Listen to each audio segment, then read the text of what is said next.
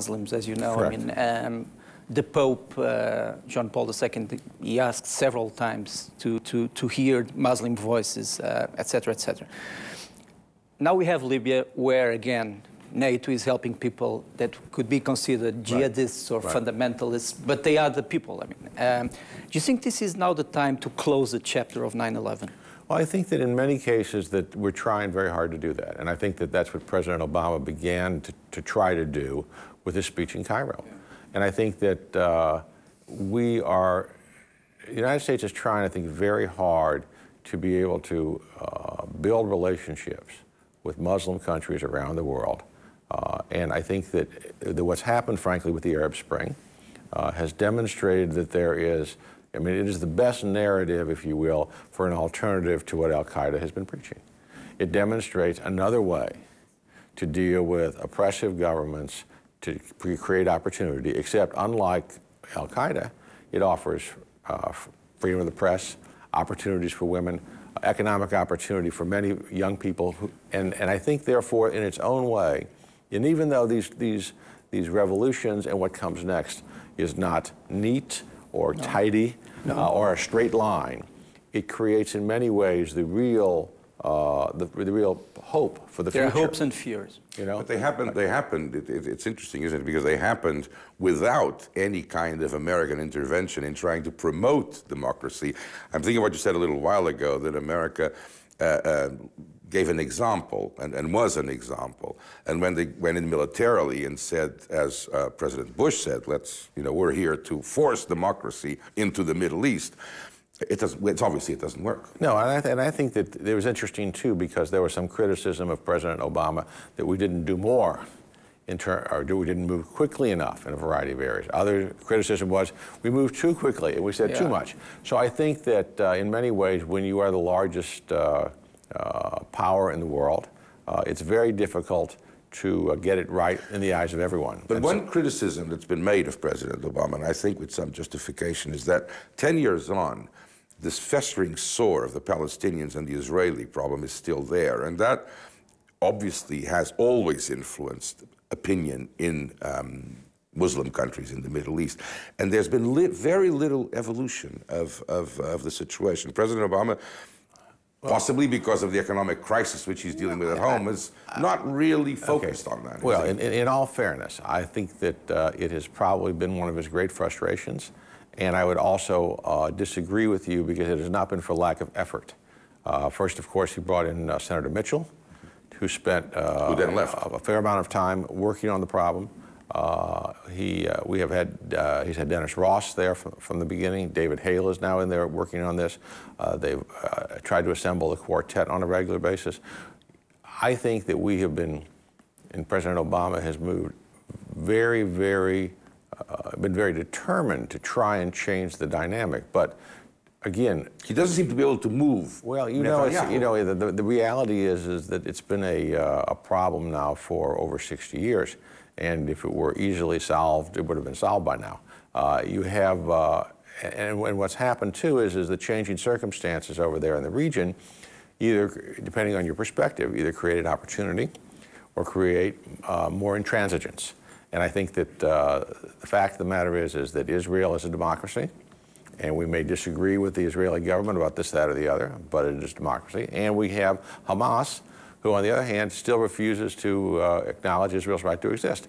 It's a very, very difficult playing field. I mean, you can't even get Hamas and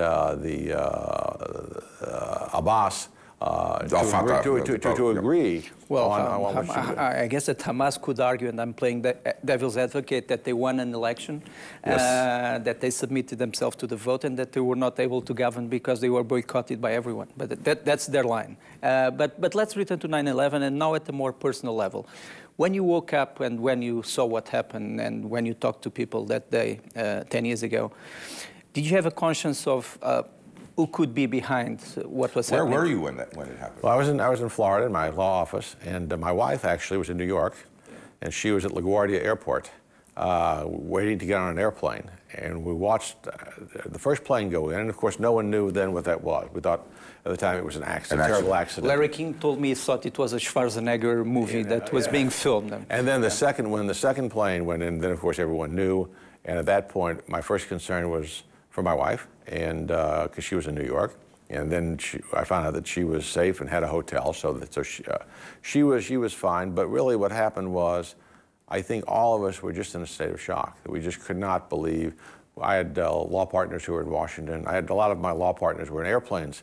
Of course, every airplane was brought, they had them land, and we're getting calls from all over the country going like... But would you think, at that time, would you think was behind that? I mean, did you think immediately of some Islamist group, or... No, because you had Timothy McVeigh and the Oklahoma thing some years before. I mean, did you think about the domestic thing? In all honesty, all I thought was, this is a terrorist act. It's probably coming out of the Mideast. Because it being September, maybe Black September? Just for no reason other than the fact that I thought that while the homegrown terrorists may have been able to blow up the building in Oklahoma, it just seemed to me from a capacity standpoint, considering the fact there had been embassies blown up around the world, the USS Cole. I mean, this just seemed to fall within, but it wasn't because I had any brilliant, insight or analysis of it. It was a feeling. It just seemed like the logical place it came from. And how would you characterize your countrymen 10 years after 9/11? Are they more aggressive towards the outside world, more isolationist, trying to forget, have forgotten? How would you broadly characterize first of all, the Americans' feeling? There's some of all of what you just described. But I think that generally speaking, America today is much more aware of the terrorist threat that exists. I think that we have gone through a period where we had to go deal with the balance and the balancing in a free society of giving up certain, not really rights so much as allowing things to happen to you as you go through an airport or other things that in the past you never did. Personal intrusion. Personal intrusion, there's no question about it. And I think that the question in terms of what the trade-offs are, I think for the most part, Americans were very, very willing to go along with these things, even if they thought they were somewhat silly, because I think that they recognize the fact that there really are bad guys out there. There really are people out there who have done bad things and are willing to do bad things. And so, consequently, I think we believe we have found close to the right balance. The problem, of course, is that it's sort of a constantly shifting paradigm, and you have to sort of recognize, and you have to be vigilant. You have to be vigilant both making sure that you're not dropping your responsibility to keep your citizens safe, or at the same time that you're not overprotecting them in a way that takes away fundamental rights. And I think that's a dynamic, and frankly, it's a pretty healthy tension in a free society, that those two things are competing. One of the legacies of 9/11 was Guantanamo. Barack Obama was not able to close Guantanamo. Yes, in a sort of way, his hands tied because of lots of procedures that went on. Maybe the evidence cannot be used now in courts, etc. How do you see the future of that place? Well, I think that it's an unfortunate situation for any number of reasons. First of all, it's unfortunate that there are people there who are a threat to the world if they're let out. It's unfortunate that we don't have a process that is easier to deal with these people in our normal manner. We like to believe that we have a process that has stood the test of time, where the presumption in America is, or the basic adage is, better 100 guilty go free than one innocent person be put in jail. And this obviously is up against what has gone on in Guantanamo. I think that we have done, we have made efforts with, by the way, the assistance of Portugal and the European Union to relocate prisoners from Guantanamo in other places because they can't go home for a variety of other reasons. No, they can, with the Arab Spring. We'll see, we'll see. That will be it's a very interesting point. We'll see whether or not that's the case. I think that the issue becomes one of, it is a difficult problem. I think that President Obama believed as a candidate there were certain things he could do. I think upon becoming president, he has information that gives him great pause in doing what he thought he could do.